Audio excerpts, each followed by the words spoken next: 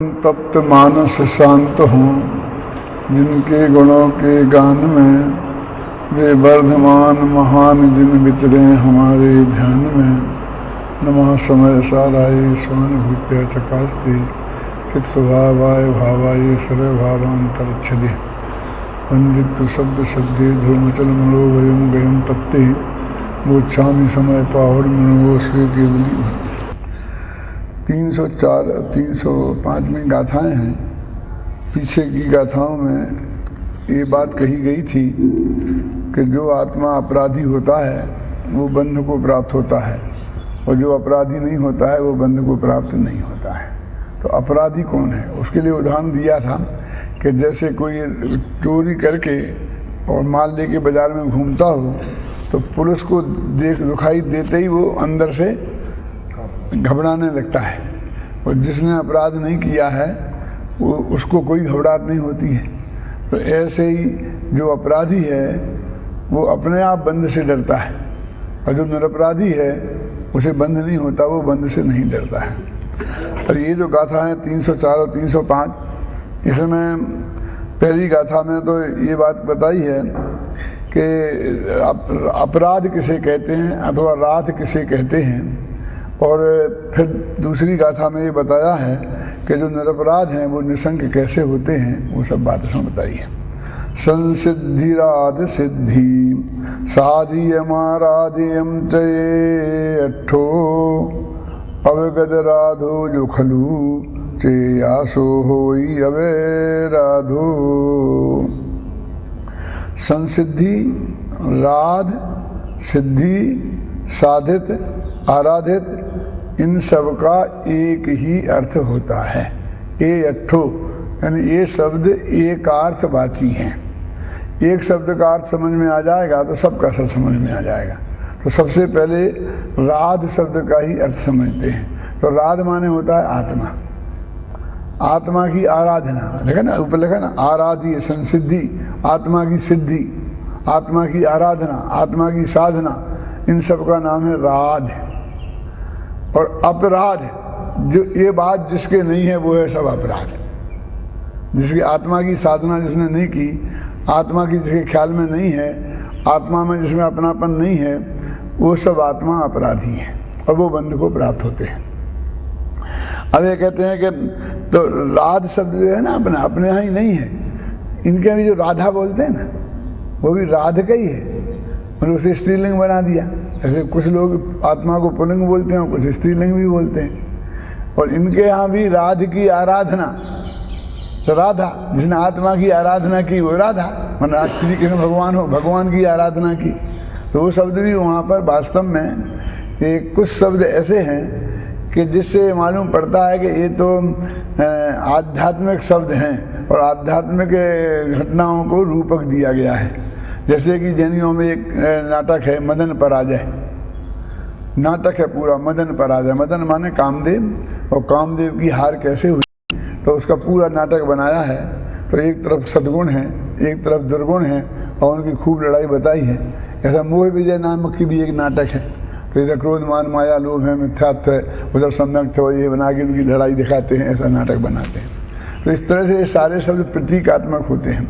तो अब यहाँ ये अब गए राधो जो खलु, जो चेया जो आत्मा अपगत राध है, माने राध से रहित है। माने राध माने आत्मा की प्राप्ति जिसको नहीं हुई है, वो आत्मा अपराध है, उसका नाम आत्मा का अपराध है। तो जो पूर्ण निरपराध हो, और जो निरपराध है, अब जो एक तो हो गया राध, और राध में अप लगाया नेगेटिव, तो फिर हो गया माने अपराध, और अपराध में फिर नेगेटिव लगाया निरपराध। मैंने शब्द को में आ अन लगा करके, अप लगा करके नेगेटिव बनाया जाता है। और अब दो आ लग गए तो फिर वो पॉजिटिव हो जाता है ना। तो एक लग गया राध माने अपराध, और एक फिर निरपराध। तो आराध माने आत्मा, अपराध माने आत्मा की आराधना नहीं करने वाला, और निरपराध माने आत्मा की आराधना करने वाला। तीन हो गया अर्थ। तो राध माने तो अकेला आत्मा है ना, और अपराध माने आत्मा की आराधना से विमुख, और निरपराध माने आत्मा की आराधना में संलग्न। तीन हो गए। तो कहते हैं जो ही निरपराध हो चेया, जो आत्मा निरपराधी है, माने जिसके जीवन में अपराध नहीं हो रहा है, मिथ्या राग द्वेष मोह कसाय के भाव नहीं हो रहे हैं, सो निशंक योग, वह निशंकित होकर घूमता है। वो बताया ना, चोरी होता तो निशंकित होकर घूमता है जगह जगह, और वो निशंकित होकर घूमता है कौन? जिस आत्मा में अपराध नहीं है, माने आत्मा की आराधना में जो लगा हुआ है, वो निशंकित होकर घूमता है, उसे किसी प्रकार की शंका नहीं होती है। और आराधना, और जो आदमी निशंकित होकर घूम रहा है तो समझ लेना चाहिए कि वो आत्मा की आराधना में निरंतर बरत रहा है। ये तो गाथा का मूल अर्थ बताया मैंने। अब टीका का पढ़ते हैं। परद्रव्य का परिहार करके जो शुद्ध आत्मा की सिद्धि अथवा साधन, उसे राध कहते हैं। जिस आत्मा के राध अर्थात शुद्ध आत्मा की सिद्धि अथवा साधन दूरवर्ती हो, वह आत्मा अपराध है? अथवा इसकी दूसरी व्युत्पत्ति ऐसी है कि जिस भाव का राध दूरवर्ती हो, वह भाव अपराध है। मतलब उस भाव को अपराध कहते हैं। मतलब एक तो आत्मा पर घटित किया और एक उस भाव पर घटित किया, क्योंकि अपराध तो भाव का नाम है ना।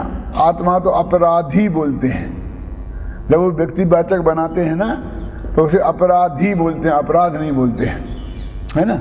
और जब वो भाववाचक होता है तो अकेला अपराध रहते हैं। ऐसी एक कलश आया है समय सार में, तो उसमें ते अद्यापि पापा, वे आज भी साक्षात पाप हैं। कौन? बात तो करी व्यक्तियों की, और उन्हें पापी नहीं कह करके पाप कहा। तो उन्होंने कौन? तो उन्होंने बहुत लिखा है, ऐसा पालन करते हैं, ऐसा पालन नहीं करते हैं, पूरा कलश है। और उसमें ते अद्यापि पापा, वे आज भी साक्षात पाप स्वरूप हैं। माने पापी नहीं है। क्या मतलब पापी और पाप में क्या फर्क है? बात तो एक ही है, लेकिन पापी में भेद मालूम पड़ता है कि पाप अलग है और व्यक्ति अलग है। और पाप में मानो वो व्यक्ति ही पाप हो गया, अभेद हो गया, तो पापी के सुधरने के चांस हैं। लेकिन जो शुद्ध खुद में भी पाप रूप हो गया है, तो उसका तो सुधरेगा क्या? वो तो नष्ट ही होगा। तो मतलब आचार्य कहते हैं कि पाप से परिणमित आत्मा स्वयं पाप है। वही प्रवचन सार की गाथा 8वीं 9वीं 10वीं महाराज जी, उसमें लिखा शुभोपयोग से रत आत्मा शुभ है, अशुभोपयोग से रत आत्मा अशुभ है, और शुद्धोपयोग से रत आत्मा शुद्ध है। माने वह द्रव्य पर्याय की अभेद बात बताई। पुण्य परिणाम से परिणमित आत्मा ही पुण्य है, और पाप परिणाम से परिणमित आत्मा ही पाप है, और धर्म परिणाम से परिणमित आत्मा ही धर्म है। प्रवचन सार के शुरू की गाथाओं में 8, 9, 10, 11, 12 में इस बात को बहुत अच्छी तरह से सिद्ध किया है। और पंचास्तिकाय में तो इसकी स्पेशल गाथाएं हैं। वो कहते हैं जो द्रव्य गुण में है ना, कौन है? कोई नहीं। द्रव्य गुण एक ही है, द्रव्य और पर्याय एक ही है। ये बात पंचास्तिकाय की गाथा में, इसमें कुंद शतक में अपन ने, और एक ही समय है। हाँ, एक ही समय में है, वो लिखा है ना, पर्याय हो द्रव्य में, ऐसे कुछ है गाथा। तो 3 समय मान ले। हाँ। अब ये जो गाथा अपनी चल रही है अपराध वाली, अब ये अर्थ पढ़ रहे हैं, तो इसके बाद में प्रतिक्रमण, प्रत्याख्यान और उसकी आलोचना की गाथाएं आएंगी। क्योंकि आलोचना और प्रत्याख्यान तो अपराध का ही होगा ना। माफी मांगे पर माफी मांग रहे, तो माफी काहे की मांगेंगे? अपराध की मांगेंगे ना। तो इसमें बहुत मार्मिक बात एक ही मैं पढ़ता हूँ टीका, कि जब अपराध किसी ने किया है तो अपराध माने क्या हुआ? आत्मा से दूर जाना। ये अपराध हुआ, तो फिर अपराध की माफी क्या होगी? कि अपराध आत्मा के नजदीक आ जाना, बस माफी होगी। हाथ जोड़ने से क्या होता है? हमने माफी मांगी, क्या मतलब है? इसमें ऐसा भी लिखा है, व्यवहार हो गया बारे में, बस हो गया। कि वो ये कहते हैं कि अपराध किया हमने, तो सबसे पहला प्रायश्चित तो यह है कि भविष्य में वो अपराध हम नहीं करेंगे, ये निर्णय ले।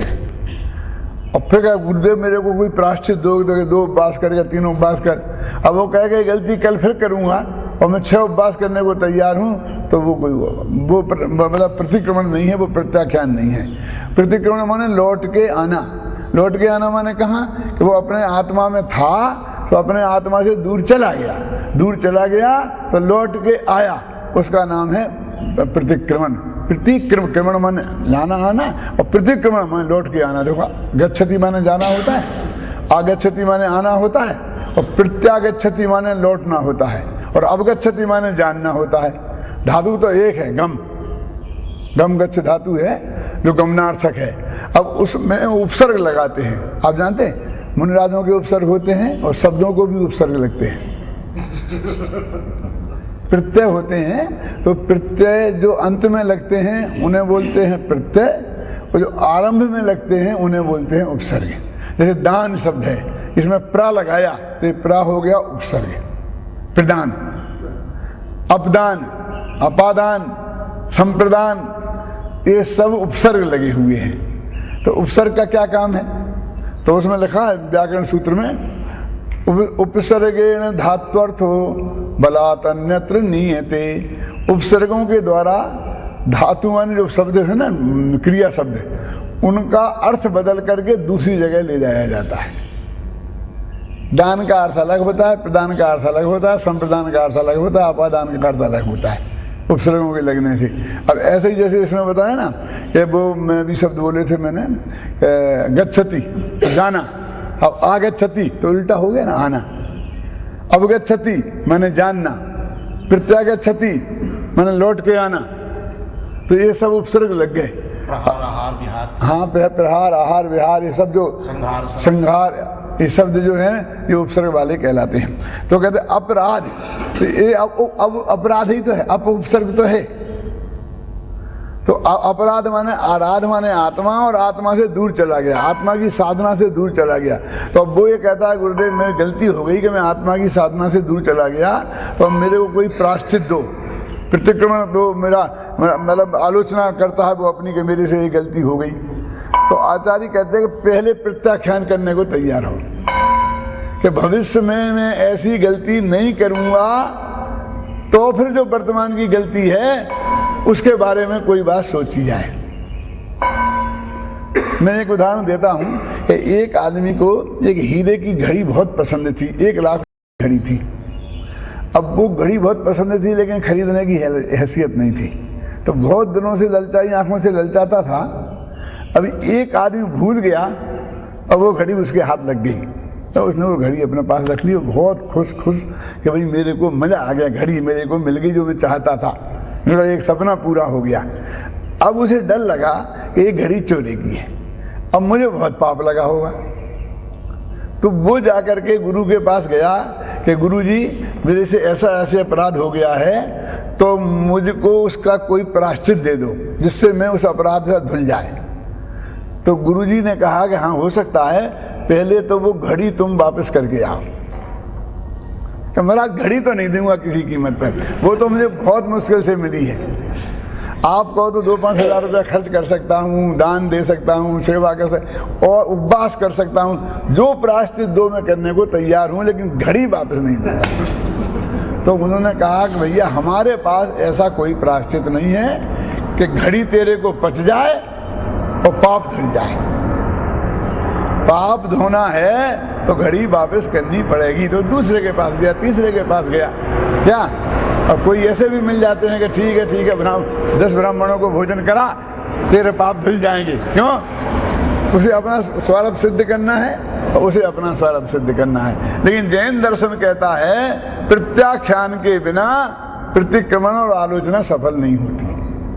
भविष्य में ये काम नहीं करूंगा मैं, ऐसे संकल्प के साथ ही पुराने अपराध की माफी की जा सकती है ना। तो वो क्या किया उसने, अब वो घड़ी चाहता है कि मैं घड़ी पच जाए और पाप धुल जाए। तो मैं कहा ऐसी कोई व्यवस्था नहीं है। अब वो बेचारा हर थाक करके बोला ठीक है साहब, अब मैं घड़ी देने को तैयार हूं, तो मेरे को जो आज तक पाप लगा है वो तो धुल जाएगा, वो काय को धुलेगा, घबराना। अब भविष्य में नहीं लगेगा, समझना। फिर वो घड़ी का पाप क्या, वो पाप का गणित भी सही नहीं समझता है। वो क्या समझता है, जब मैंने घड़ी चुराई तब पाप लगा, लेकिन उसे ये पता नहीं है कि घड़ी मेरे पास है तो निरंतर पाप लग रहा। वही चोरी का, चोरी करते वक्त ही पाप नहीं लगता, जब तक चोरी का माल अपने पास है तब तक वो पाप बराबर प्रति समय लग रहा है, तो वापस क्यों दूं? चोरी का पाप तो लगा ही गया। अरे भाई पुराना तो तू बात करता है, जो रोज अभी लग रहा है पहले उसकी बात कर, पहले संबर तो कर, मैंने अभी लगना तो बंद कर। और देखिए चोरी का ही पाप नहीं है बहन, उसे परिग्रह का भी पाप है। वो परिग्रह है ना, वो भी तो अपने पाप ही है कि नहीं है? अब वो डबल पाप लग रहा है इसमें, चोरी का और परिग्रह का, ख्याल में है ना। अब वो जब राजी हो गया कि मैं ये घड़ी वापस देने को राजी हूं, तो गुरु ने कहा कि आज अब राजी हो गया तो आज से तेरे को वो पाप नहीं लगेगा, ये फल है इसका। बोल कि साहब पुराना पाप, कि वो तो जो लग गया तो बेटा भोग, बिना काम नहीं चलेगा, बोलो तेरे को भोगना ही पड़ेगा। इतना महंगा सौदा है। हम तो ये समझते हैं कि चोरी जब हमने करी बस उसी वक्त पाप लग गया, ये तो कंटिन्यूशन में पाप लगता है, और चोरी का और परिग्रह का कि हाँ। अब प्रायश्चित माने वापस देना, वो तो बहुत मुश्किल काम था उसके लिए, लेकिन वो बेचारा तैयार हो गया इसके लिए, तो अभी अब भविष्य में पाप नहीं लगेगा, यानी प्रत्याख्यान हुआ। अभी प्रायश्चित की बात कहाँ है, आप सुने ना। तो अब क्या करेंगे कि वो भूतकाल का पाप है, उसका क्या करेंगे? वो तो अब जो बन गया और जैसा सब उदय में आएगा तो वो उसको भोगना पड़ेगा। अब जरा थोड़ी खतरनाक बात कहता हूँ। अभी हम ये समझते हैं कि हमने पाप काम किया और पुण्य किया तो पुण्य से वो पाप कट जाएगा। ये समझते हैं पुण्य से वो पाप कट जाएगा और हमारा खाता बराबर हो जाएगा। और फिर वो भी कहते हैं लाख रुपए का पाप किया और 10,000 में पुण्य के करके वो लाख का पाप काटना चाहते हैं। करना चाहते हैं कि नहीं करना चाहते हैं? अब आचार्य कहते हैं कि भैया वो पुण्य पाप को काटता ही नहीं है, क्योंकि वो सगे भाई है। मनुष्यों में सगे भाई एक दूसरे को काटते हैं, लेकिन कर्म में सगे भाई एक दूसरे को नहीं काटते हैं। तो क्या प्रक्रिया है दर्शन मजेदार। ये मेरे को एक चोट लग गई, पुण्य को तो काटते ही है। हाँ मैं बताता महाराज अभी इसका हिसाब गणित। यहाँ पर मेरे को एक चोट लग गई, खून निकल आया, तो मैंने वो खुली छोड़ दिया घाव। तो कहते क्या करते हो? खाओ खुली छोड़ा इन्फेक्शन हो जाएगा, क्या करो इसे पट्टी बांधो। तो मैंने एक गंदी सी पट्टी बांध ली, क्योंकि अब नया कपड़ा कौन खर्च करे, अपन तो जब रद्दी से रद्दी किसी काम नहीं आए, वही कपड़े को पट्टी बांधते, तो गंदी पट्टी बांध ली। फिर किसी ने देखा कि ये क्या किया कि पट्टी बांध ली, चोट लगी। अरे गंदगी है इससे तो और इन्फेक्शन हो जाएगा, तो क्या करूं? वो कहता है पट्टी बांधो। अरे साफ पट्टी बांध। तो वो गया तो ऊपर से एक साफ पट्टी बांध दी, उसे खोली नहीं तो साफ पट्टी बांध दी। अब तो कोई अब और ज्यादा खतरनाक हो गया, क्योंकि गंदी पट्टी पे तो कोई टोकता और छूटने के चांस थे। अब तो पट्टी साफ दिख रही है तो कोई टोकेगा भी नहीं, और अंदर गंदगी जो पट्टी है वो दुर्गा करेगा। अब सुनो, फिर वो कहता है कि ये साफ पट्टी है, इतनी बढ़िया पट्टी है, कहीं गंदी ना हो जाए, तो एक गंदी पट्टी उसके ऊपर और बांध, और गंदी पे साफ, साफ पर गंदी, गंदी पे साफ। ऐसे हम पुण्य पे पाप, पाप पे पुण्य, पुण्य पे पाप, पाप, एक एक के ऊपर एक एक परत बांधते जाते हैं, छोड़ते नहीं है। छोड़ने से छूटता है। ये तो हम क्या करते, पुण्य बांध के पाप को काटना चाहते हैं। पाप के काटने का उपाय और पुण्य के काटने का उपाय अलग है, और पुण्य पाप बांधने का उपाय अलग है। तो जो बंधन के उपाय को हमने एज ए काटने का उपाय मान लिया, मैंने संबंध निद्रा मान लिया, वो है तो बंध का कारण, और मान लिया हमने उसे संबंध निद्रा। तो इसलिए वो कहते हैं कि वो ये उसका जो गणित है ये सही नहीं है। क्या? तो वो आपने छुड़वाया था कि भाई वो चीज वापस दे दो। हाँ हाँ हाँ हाँ बोलेगा मति मोह उसको। तो ये जो पुण्य पाप का गणित कितना खतरनाक है, जरा मैं थोड़ा और आगे बढ़ा के बताता हूँ तो आपको बहुत अच्छी बात समझ में आएगी। एक आदमी ने बहुत परिग्रह उसके इकट्ठा हो गया, समझ लो 10 बंगले हैं, 25 कारें हैं, एक से एक बढ़िया, और बहुत भोग सामग्री इकट्ठी हो गई। अब मैं आपसे पूछता हूँ कि वो चाहे वो न्याय से मिली हो और चाहे वो अन्याय से, लेकिन वो परिग्रह नामक पाप है कि नहीं? मतलब ऐसा नहीं समझना कि न्याय से मिलेगी तो वो पुण्य हो गया। अन्याय से मिला हुआ महापाप होगा, तो न्याय से मिला हुआ अल्प पाप होगा। लेकिन वो परिग्रह नामक जो चीज है वो अपने पापों में गिनाई है, पुण्यों में नहीं गिनाई। अब एक बात, हमारे पास जो 10 बंगले हैं ना और 10 गाड़ियां हैं, तो हम 10 का उपयोग तो करेंगे नहीं। हम तो एक ही गाड़ी में बैठेंगे और एक बंगले में रहेंगे, और एक बंगले में 16 बेडरूम है, तो उसमें एक ही में सोएंगे ना। घर में 2 मियाँ बीवी आदमी है, कोई है नहीं, बच्चे तो सब चले गए अमेरिका, क्यों कोई है नहीं, तो क्या करोगे आप कि एक ही बेडरूम काम आएगा। कभी कभी 2 आ सकते हैं, तब कि जब पति पत्नी में झगड़ा हो जाए तब। मेरे कहने को मतलब ये सारे बेडरूम बंद रहेंगे तो हमारे हाथ में सिर्फ सफाई करने के अलावा कुछ नहीं है, उनका मेंटेन खर्चा करने के अलावा कुछ नहीं है। फिर बाकी की गाड़ियां खड़ी रहेंगी, हम एक में बैठे रहेंगे। अगर आप कहो हमने एक में बैठे, एक में रहे, तो एक का पाप लगेगा, इस धोखे में मत रहना। क्योंकि परिग्रह तो आपका सब है ना, और परिग्रह नामक पाप तो सबका ही है ना, मूर्छा तो सब में है ना। तो उसको देखो, वो पाप बांध रहा है और भोग में आ नहीं रहा है, काम में भोगने की तो हमारी सीमा है। आखिर हम कितना भोग सकते हैं, है ना। और पाप का तो निरंतर बन रहा है। एक और खतरनाक बात, जैसे आप यहाँ आ गए, अब घर का उपयोग नहीं कर रहे, गाड़ी का उपयोग नहीं कर रहे, महाराज जी का प्रवचन सुन रहे हैं, तो अभी तो फिर अभी कोई नहीं है, लेकिन आप वो सब माल आपका है, ये मान्यता आपकी अभी यहाँ है कि नहीं है, समझिए ना। उसकी मालकियत का भाव अंदर अंदर विकल्प में नहीं है। श्रद्धा के लेवल पे, ज्ञान के लेवल पे, राग के लेवल पे विद्यमान है कि नहीं, तो समझ लेना वो पाप चालू है। हैं? हाँ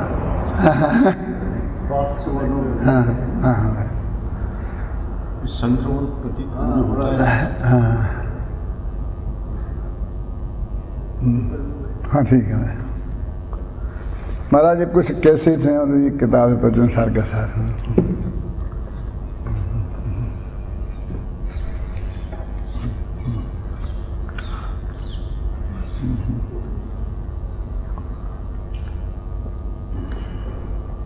मनन की चीज है ये भी।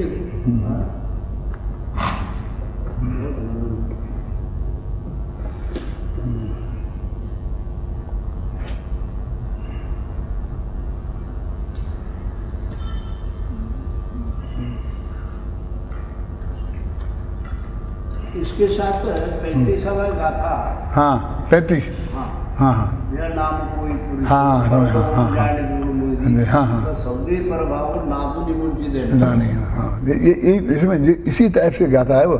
क्या ये कहते हैं कि कोई ज्ञानी आत्मा, 34वीं गाथा में ये कहा है, सब्बे भावे जम्मा पच्चक्खाई परित्रिणादूणम तम्मा पच्चक्राणम नाणम नीमा मुड़े अभ्यम, कि जब यह आत्मा पर पदार्थों को पर पदार्थ जानता है और जानकर त्याग करता है तो उसका नाम प्रत्याख्यान है, और वो प्रत्याख्यान ज्ञान में ही होता है।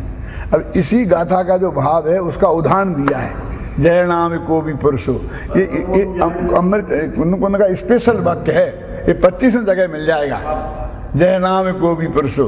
ये नहीं कहते कि सत्य प्रकाश जी के फलाने जी, जैसे किसी नाम का कोई पुरुष, ऐसा उदाहरण देते हैं, जय नाम को भी पुरुष। अब कोई व्यक्ति, अब वो राजा को श्रद्धा करके उसके लिए माने कि जो वो है ना पूरी गाथा क्या है। हाँ 35वीं गाथा, तो इसी का वो उसका वो है, मतलब उदाहरण है। हाँ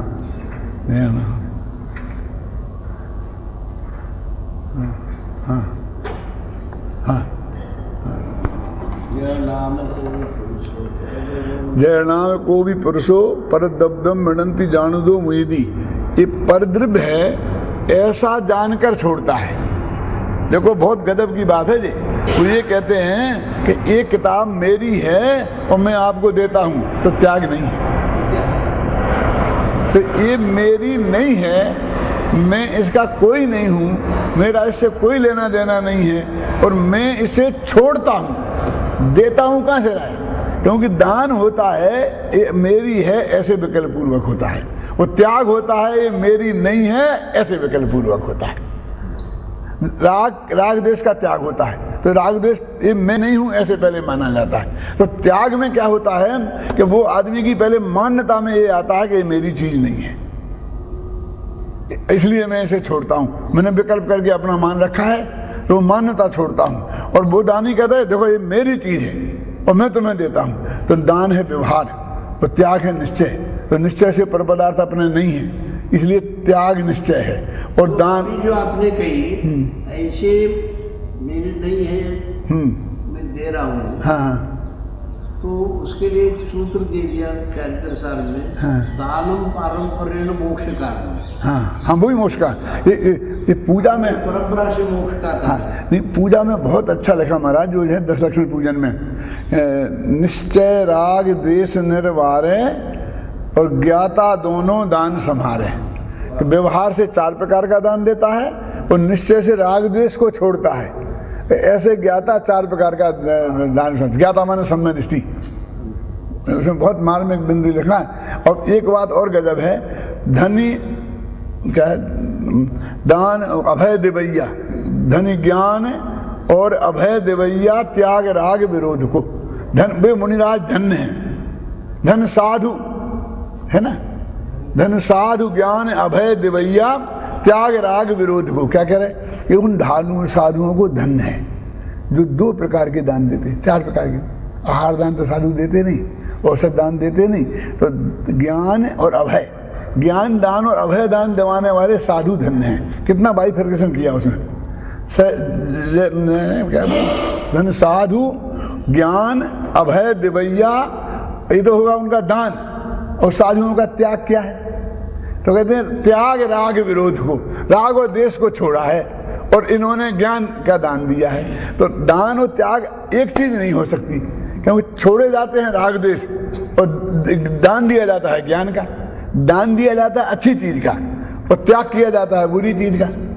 त्याग ये बुरी चीज है, मेरी नहीं है, ऐसा मान कर किया जाता है। और दान ये अच्छी चीज है और मेरी चीज है। अपन कहते हैं ना कि दान की गाय के दांत नहीं होते, तो उस दान ही नहीं मानते, उसी मजाक उड़ाते हैं ना। खोटी चीज का त्याग होता है, अच्छी चीज का दान होता है। भगवान को राग देश परित्यागी साम्य भाव बोध का, राग देश का त्यागी और साम्य भाव का जानने वाला कहा गया है।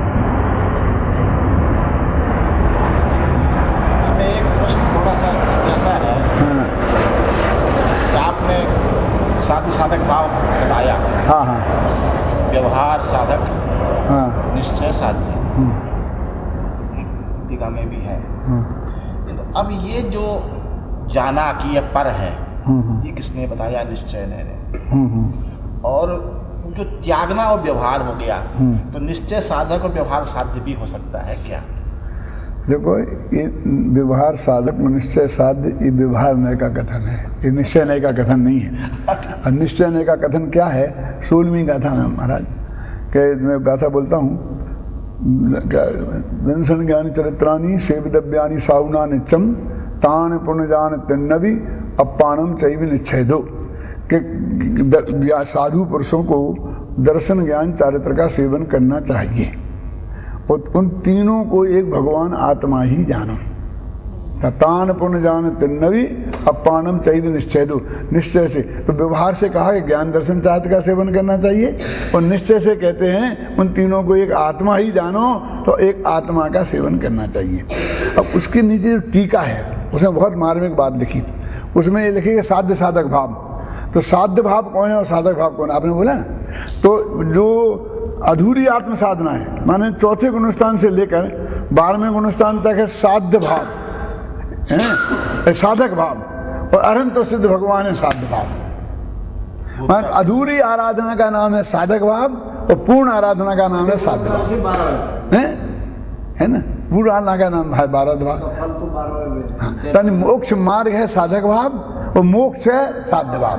अब वो कहते भगवान आत्मा की उपासना करना चाहिए साध्य साधक भाव से। तो 15वां कलश में कहा है, एस ज्ञान घन हो आत्मा नित्यम सिद्धम भीप्सुभी साध्य साधक भावे ने दुधई के समुपास्यताम। ये 15वें कलश में और 16वीं गाथा की टीका में क्या, एस ज्ञान घनो आत्मा, ये ज्ञान का घन पिंड भगवान आत्मा है। नित्यम सिद्धम अभीप्सुभी, जो आत्मा की सिद्धि की कामना करते हैं, उनको इसकी आराधना साध्य भाव से और साधक भाव से करना चाहिए। साध्य भावे साध्य साधक भावे ने दुधई कहा उपसमुपासताम, 2 प्रकार से एक आत्मा की उपासना करना। अपने कोई 2 भाग भेद करके हाँ, तो उन्होंने कहा एक आत्मा की उपासना तो एक करना है, फिर 2 भेद कैसे हो गए, साध्य भाव और साधक भाव।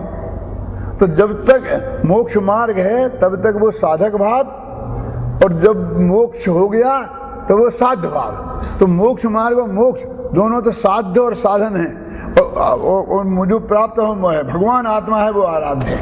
आप आराधना किसकी करना, भगवान आत्मा की, अपने भगवान आत्मा की आराधना करना।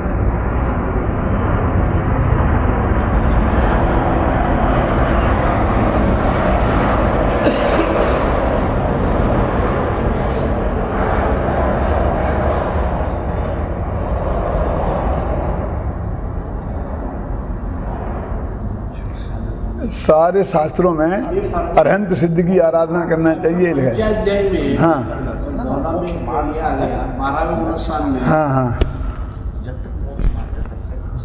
हाँ हाँ 13वें जाने से पहले कुछ वहाँ पर कुछ अंतर जल में एक क्षण भर के लिए रहता है। हाँ हाँ अच्छा अच्छा अच्छा हाँ अंतर जल में एक क्षण भर के लिए। हाँ हाँ जैसे कि मोह आती है तो उस घर में एडजस्ट करने में देरी लगती है, 13वें जाने से पहले एडजस्ट करना पड़ता है। ये जो तत्वासूत्र का सूत्र है ना, मोह क्षयात ज्ञान दर्शन वर्ण क्षयात च केवलम, केवल ज्ञान मोह कर्म के 6 से और ज्ञान वर्ण और दर्शन वर्ण अंतराय के 6 से होता है। तो वहाँ प्रश्न किया आचार्यों ने, 3 तो छूट गए, एक तो छूट गया मोहिनी कर्म, हाँ हाँ 10वें के अंत में। हाँ वो कहते 2 मोह क्षयात, ऐसे 2 अलग अलग क्यों बोला, चारों के छात एक साथ बोल देते तो सूत्र छोटा हो जाता। मोह छात दशनावन छात, तो उन्होंने कहा वो पहले होता है नाश मोह का, और फिर 3 का नाश बाद में होता है।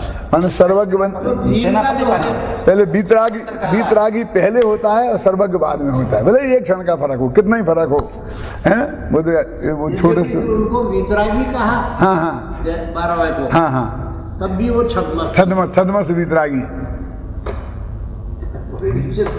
सूक्ष्म बात है। मौनी को सेनापति कहा ना, हाँ, मौनी को सरेंडर सेनापति करता है। और पाकिस्तान में पहले वो सरेंडर किया, तब सेना जो है उसके बाहर सरेंडर करती है। हाँ हाँ नहीं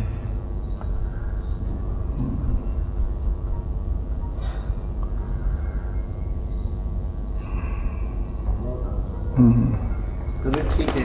हाँ ठीक है मैडम।